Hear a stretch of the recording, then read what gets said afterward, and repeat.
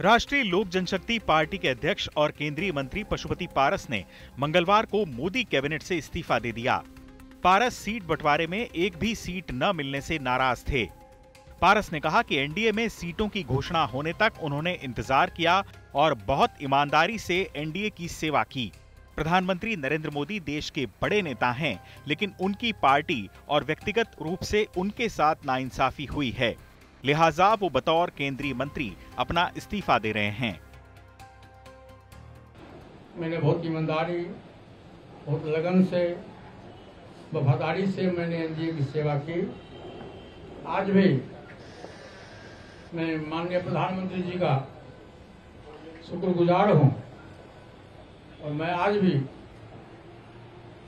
वो देश के नेता हैं, बड़े नेता हैं, लेकिन हमारी पार्टी के साथ और व्यक्तिगत रूप से हमारे साथ नाइंसाफी हुई, इसलिए मैं भारत सरकार के कैबिनेट मंत्री से मैं त्याग पत्र देता हूं। दरअसल बिहार में एनडीए ने लोकसभा चुनाव के लिए सीटों की साझेदारी की घोषणा की थी।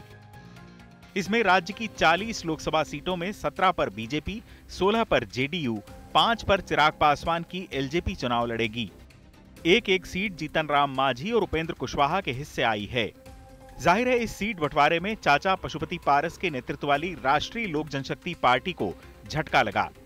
उन्हें एक भी सीट नहीं दी गई, जबकि पारस के भतीजे चिराग पासवान को 5 सीटें देकर महत्व दिया गया।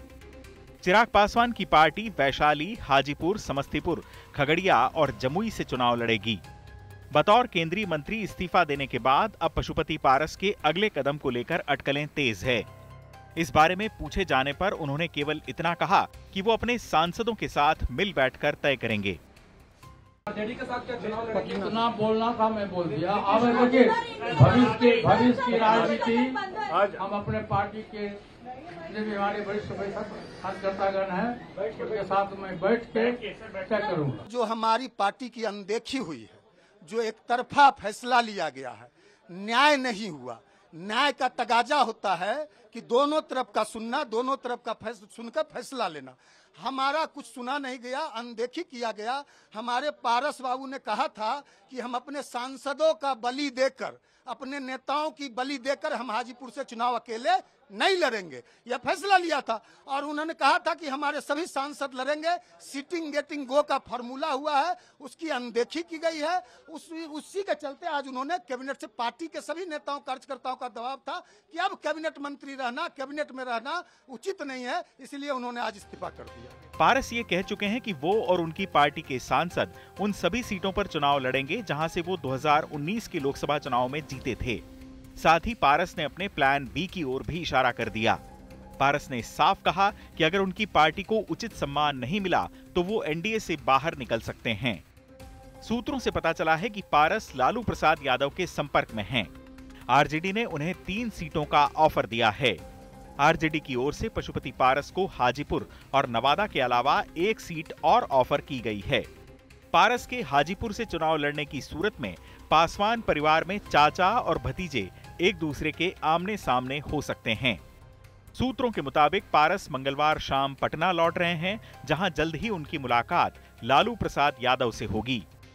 उधर बीजेपी नेता लगातार ये दावा कर रहे हैं कि बिहार में एनडीए का प्रदर्शन शानदार रहेगा।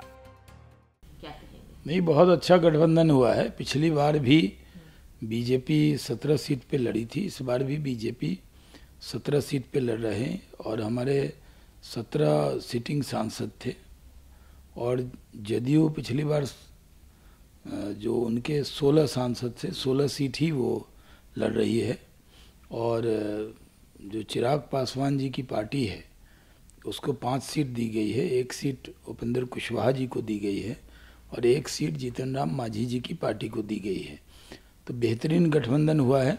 राज्य के उप मुख्यमंत्री विजय कुमार सिन्हा ने भी कहा है कि प्रधानमंत्री मोदी ने एक समय उनके भतीजे की जगह पारस को केंद्रीय मंत्रिमंडल में जगह दी। अब प्रधानमंत्री बिहार में नई पीढ़ी को मौका देना चाह रहे हैं। इसके अलावा कोई नई बात नहीं है। उन्होंने उम्मीद जताई कि चाचा और भतीजे के बीच समझौता हो जाना चाहिए और पारस एनडीए में ही बने रहेंगे। चुनाव आज तक।